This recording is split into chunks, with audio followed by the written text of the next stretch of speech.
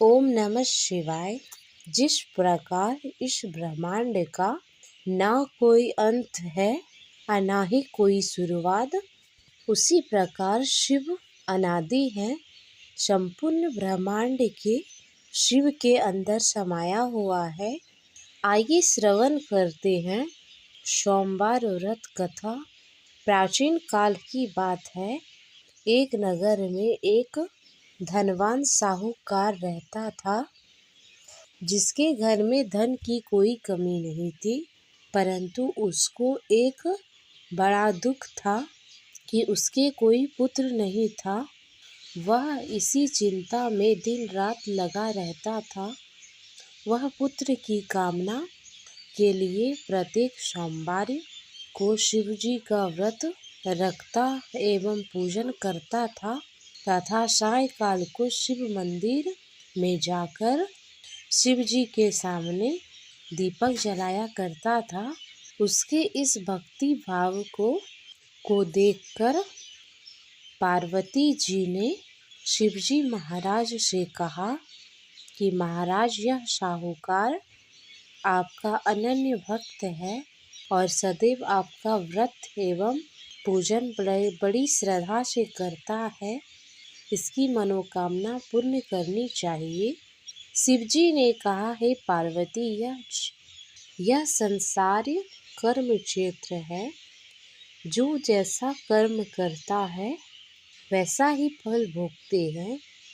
पार्वती जी ने अत्यंत आग्रह से कहा, महाराज, जब आपका यह अनन्य भक्त है और अगर इसे किसी प्रकार का दुख है तो उसको अवश्य दूर करनी चाहिए, क्योंकि आप सदैव अपने भक्तों पर दयालु होते हैं और उनके दुखों को दूर करते हैं। यदि आप ऐसा नहीं करेंगे तो मनुष्य आपकी सेवा तथा पूजा व्रत क्यों करेंगे। पार्वती जी का ऐसा आग्रह देखकर शिवजी महाराज कहने लगे, हे पार्वती, इसके कोई पुत्र नहीं है। इसी चिंता में यह रात दिन दुखी रहता है। इसके भाग्य में पुत्र न होने पर भी इसको मैं पुत्र प्राप्त का वर देता हूँ, परंतु यह पुत्र केवल 12 वर्ष तक जीवित रहेगा। इसके पश्चात वह मृत्यु को प्राप्त हो जाएगा। इससे अधिक और मैं इसके लिए कुछ नहीं कह सकता। यह सब बातें साहूकार सुन रहा था। इससे उसको ना तो कुछ प्रसन्नता हुई और ना ही कुछ दुख हुआ। वह पहले के जैसा ही शिव महाराज का व्रत और पूजन करता रहा। कुछ काल व्यतीत हो जाने पर साहूकार की स्त्री गर्भवती हुई और 10वें महीने में उसके गर्भ से अति सुंदर पुत्र की प्राप्ति हुई।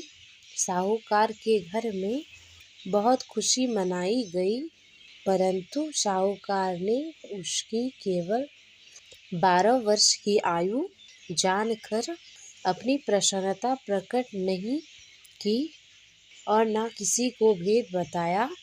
जब वह बालक 11 वर्ष का हो गया तो उसकी बालक की माता ने उसके पिता से उसकी विवाह के लिए आदि के लिए कहा। तब वह साहूकार कहने लगा कि मैं अभी इसका विवाह नहीं करूँगा।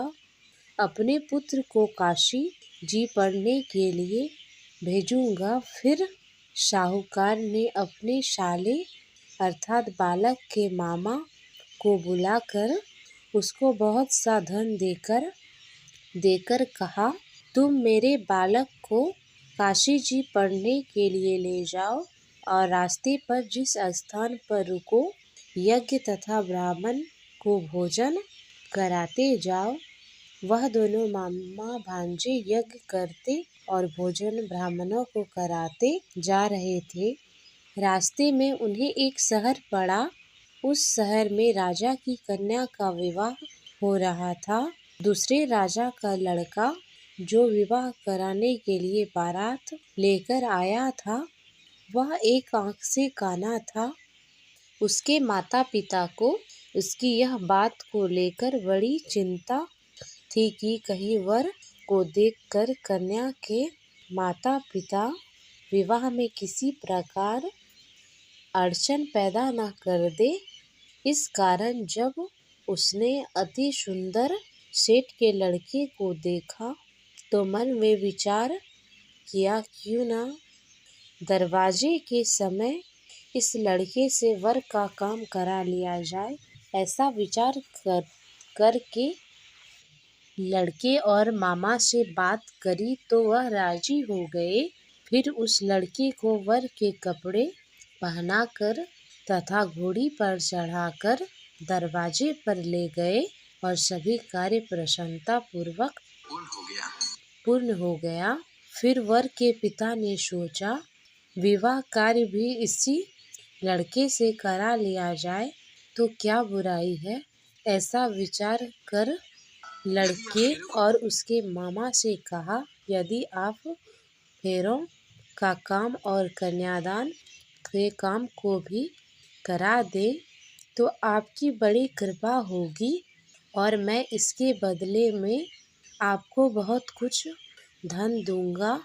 तो उन्होंने स्वीकार कर लिया और विवाह कार्य भी बहुत अच्छी तरह संपन्न हो गया।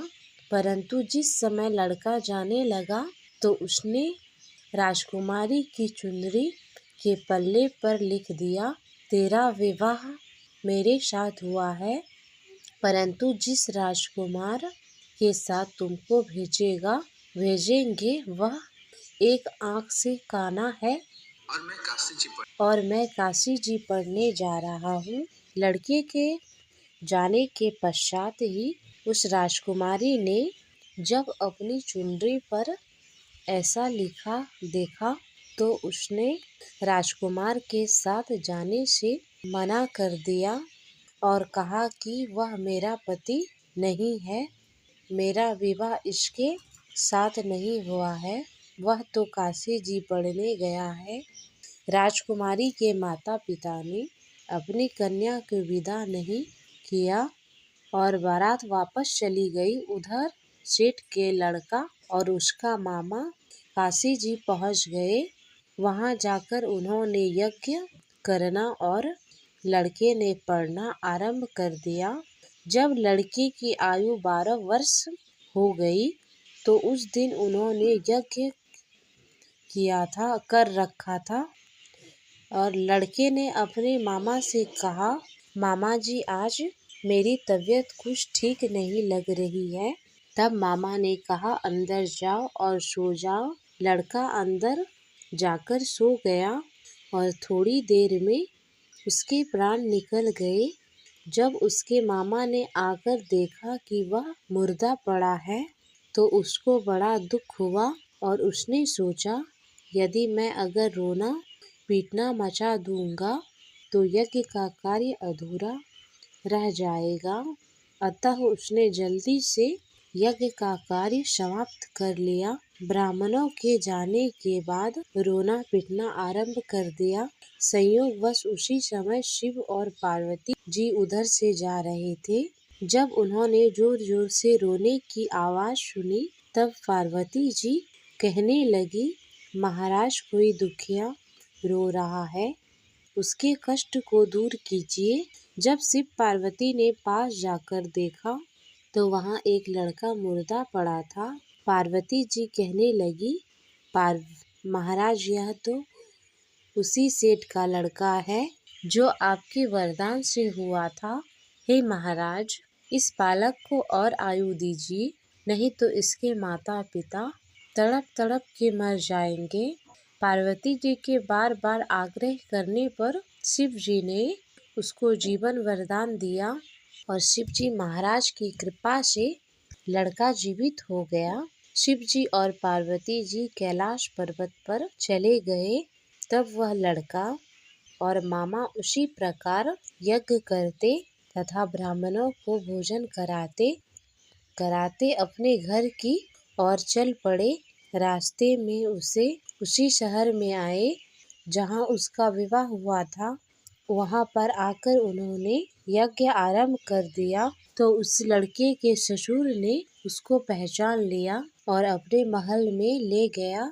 ले जाकर उसकी बड़ी खातिर की, साथ ही बहुत सारे धन दासियों सहित आदर पूर्वक लड़की को और जमाई को विदा किया। जब वह अपने शहर के निकट आए तो मामा ने कहा कि मैं तुम्हारे पहले घर जाकर खबर कर आता हूँ। जब उस लड़के के मामा घर पहुँचा तो लड़के के माता पिता घर की छत पर बैठे थे और यह प्रण कर रखा था, यदि हमारा पुत्र सकुशल वापस आया तो हम राजी खुशी वापस नीचे आ जाएंगे, नहीं तो छत से गिरकर अपनी प्राण खो देंगे। इतने में ही उस लड़के के मामा ने आकर यह समाचार दिया कि आपका पुत्र आ गया है, तो उनको विश्वास नहीं हुआ। तब उसके मामा ने शपथ पूर्वक कहा, आपका पुत्र आपकी पुत्रवधू के साथ बहुत सारा धन लेकर आए हैं। तो सेठ ने आनंद के साथ उसका स्वागत किया और बड़ी प्रसन्नता के साथ रहने लगे। इसी प्रकार जो भी कोई भी सोमवार का व्रत धारण करता है अथवा इस कथा को सुनता है, पढ़ता या सुनता है, उसकी समस्त मनोकामनाएं पूर्ण होती है। धन्यवाद।